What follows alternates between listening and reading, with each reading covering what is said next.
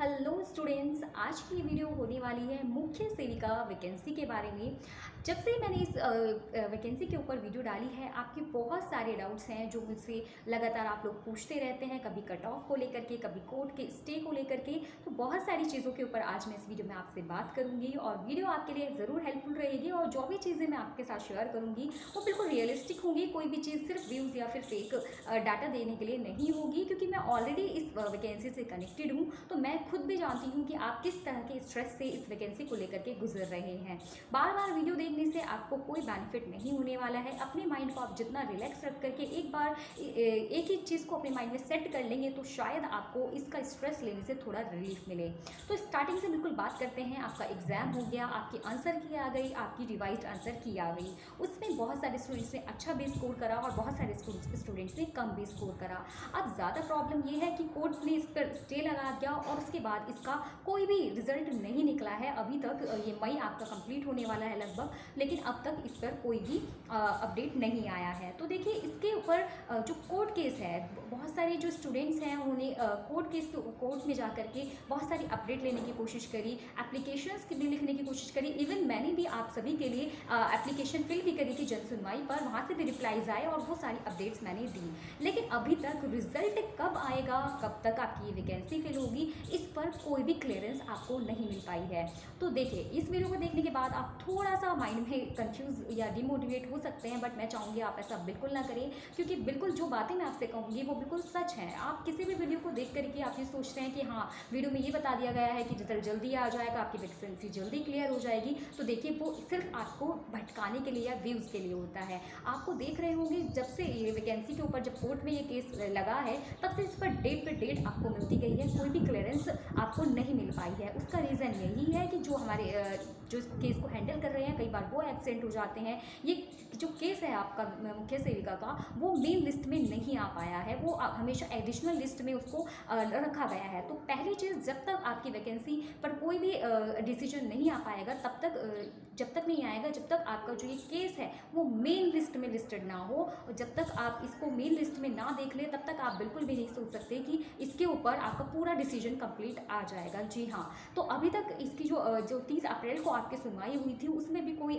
Major changes नहीं करे गए, कोई भी रिजल्ट आपके सामने नहीं आया। तो इसकी वजह से बहुत सारी मुख्य सेविकाएं परेशान हुई। अब इसमें से काफ़ी सारे स्टूडेंट्स मुझसे कह रहे थे मैम कुछ नहीं कहा है, जून में क्लियरेंस हो जाएगा, थर्ड पार्टी बन जाएंगे, इसके ऊपर भी बात करेंगे। तो देखिए, जून में कुछ नहीं होने वाला है। जून में कोर्ट की छुट्टियां रहेंगी और आपका केस उनकी नज़रों में, आपकी नज़रों में बहुत ज़्यादा इंपॉर्टेंट है, मेरी नज़रों में बहुत ज़्यादा इंपॉर्टेंट है, लेकिन जो कोर्ट के मेंबर्स हैं उनकी नज़रों में इस केस की उतनी ज़्यादा वैल्यू नहीं है। वो जून के अंदर जो छुट्टियाँ होती हैं इलाहाबाद हाई कोर्ट की, उसमें सिर्फ मेन कोर्सेज के ऊपर ही, या मेन केसेस, सॉरी, जो मेन केसेस होंगे उन्हीं के ऊपर सुनवाई करी जाती है। उनकी नज़रों में ये मेन केस अभी बना ही नहीं है, तो इसके ऊपर सुनवाई होने का कोई भी चांस नहीं है। हालांकि जुलाई के अंदर इसमें जो आपका केस है वो मेन लिस्ट में लिस्टेड होने के पूरे चांसेस हैं, लेकिन ऐसा नहीं है कि मेन लिस्ट में आते ही इसके ऊपर एकदम डिसीजन आ जाएगा, आपका रिजल्ट दे दिया जाएगा। वो चीज़ें टाइम के अकॉर्डिंग होंगी, उनमें बहुत ज़्यादा टाइम लगेगा।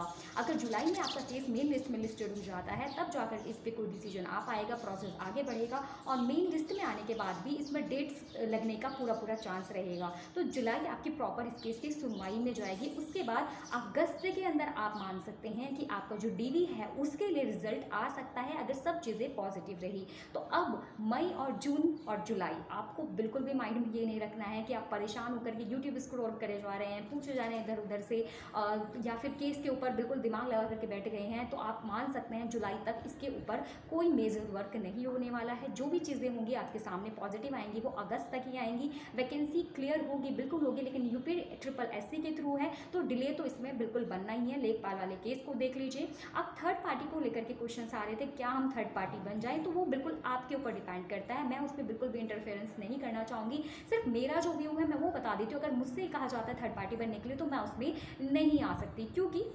इसमें फाइनेंस का कोई लेना देना इतना नहीं है। देखिए, फाइनेंस तो जाता ही है, लेकिन आपका जो टाइम है वो बहुत ज़्यादा इंपॉर्टेंट है। जब UPSSC ने अब तक इतना, मतलब आपने एप्लीकेशंस लिखी हैं, इतनी सारी चीज़ें करी हैं, अब तक सिर्फ जो आपकी आंसर की आई थी, आपकी जो आंसर की आई थी वो भी यूपी ट्रिपल एस ने अपनी चॉइस से दी है। आप कहीं सब वर्क करके आपने ट्विटर अभियान चलाया, बहुत अच्छी चीज़ें हैं। देखिए ये प्रयास हम ज़रूर कर सकते हैं जिनमें को हमारी कॉस्ट या टाइम ज़्यादा वेस्ट नहीं होना है, वो चीज़ें ज़रूर करके देखिए, शायद उसका इफेक्ट मिल जाए। लेकिन आप सोच रहे हैं थर्ड पार्टी बन करके एकदम से केस सॉल्व हो जाएगा, तो मुझे ये मेरा पर्सनल व्यू है ऐसा नहीं हो सकता है। क्योंकि थर्ड पार्टी और भी केसेस में बनी है कई बार, तो उनका कोई इतना ये नहीं हुआ है कि एकदम से केस क्लियर कर दिया गया है। और अगर आप अभी थर्ड पार्टी बन जाते हैं तो उसका आप, मैंने जैसे आपको बता दिया, जून में छुट्टियां हैं तो इसके ऊपर इतना वर्क नहीं करा जाएगा। थर्ड पार्टी बनने में कोई नुकसान नहीं है आपको, बस जो लड़कियां एक्टिव हैं, जो जा सकती हैं, जो सारी इंफॉर्मेशन ले सकती हैं, वो थर्ड पार्टी के अंदर बनने के लिए ज़रूर कोशिश कर सकते हैं। लेकिन मेरी सजेशन सबको ये रहेगी, अगर आप थर्ड पार्टी बनना चाह ही रहे हैं तो मैं मना नहीं कर रही हूँ, आप बन सकते हैं, लेकिन आप वेट करिए जुलाई तक। जून के अंदर कोई काम नहीं होगा, जुलाई में देखिए आपकी जो केस की हियरिंग लगेगी उसमें लिस्ट में मेन लिस्ट में अगर आती है तो उस पर क्या डिसीजन आ रहा है। पहला केस लिस्ट होने दीजिए आप जुलाई के अंदर, इसको जो भी फर्स्ट हियरिंग होगी उसके बाद भी अगर कोई वर्क नहीं करा जाता है तो मैं आपसे ज़रूर कहूँगी कि आप थर्ड पार्टी बनने के लिए जा सकते हैं। तब शायद आपको इसका बेनिफिट मिल जाए, शायद आपके इस काम से इसमें कोई पॉजिटिव चीज़ मिल जाए। तो ये थी आपके लिए, सबके लिए जो माइंड में कन्फ्यूजन चल रहा है इसके रिजल्ट को लेकर के। इसके अलावा कट ऑफ को रिगार्डिंग आप बहुत लोग पूछते रहते हैं, तो देखिए कट ऑफ आपका आयोग ही डिसाइड करेगा। एक मोटा मोटा सा आइडिया में जो मार्क्स के थ्रू या डाटा जो आप बहुत पहले इकट्ठा करा था आप सबका, उसके थ्रू मैं आपको ऑलरेडी बता चुकी हूँ। जो स्टूडेंट्स जनरल को छोड़ करके बाकी सभी कैटेगरीज अगर 40 से 50 के बीच में है तो सेफ़ हैं, आप मान सकते हैं खुद को सेफ। और जनरल के और लगभग EWS कैटेगरी जो है, OBC भी इसमें इंक्लूड कर दूँगी। OBC की जो स्टूडेंट्स हैं वो बहुत ज़्यादा है। तो एक मोटा मोटा मैं डाटा आपको दे देती हूँ, पर्टिकुलर कोई रेंज नहीं दे रही हूँ। अगर 40 से लेकर के 60 के बीच में अगर आप आ रहे हैं, अब आप कहेंगे इतना लंबा डाटा ये क्या, आपने तो ऐसी ही बात बोलती। मेरे कहने का मतलब है सभी कैटेगरीज इसके अंदर लाई कर जाएंगी, और जो अपर आपकी जनरल और जो OBC कैटेगरी है वो 50 के ऊपर लाई कर जाएगी। बाकी सभी जो कैटेगरीज हैं वो 40 से 50 के बीच में लाई कर जाएंगी। तो इस तरह के अगर आपके मार्क्स बन रहे हैं तो एक पॉजिटिव होप आप रख सकते हैं। DV के लिए तो ज़रूर आपका क्लियर हो जाएगा।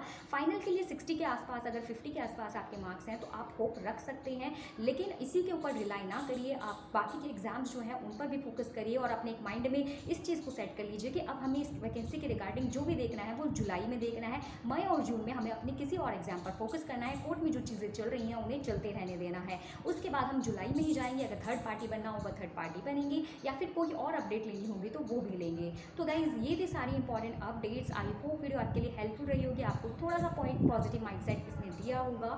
किसी भी फेक न्यूज़ पर आप जल्दी से ट्रस्ट ना करें, बहुत सारे क्वेश्चंस आपके रहते हैं। इसी तरह से मैं आपकी हेल्प करती रहूँगी। कोई और डाउट है कमेंट सेक्शन में पूछ लीजिएगा। मिलती हूँ नेक्स्ट वीडियो में इंपॉर्टेंट अपडेट के साथ। Bye bye.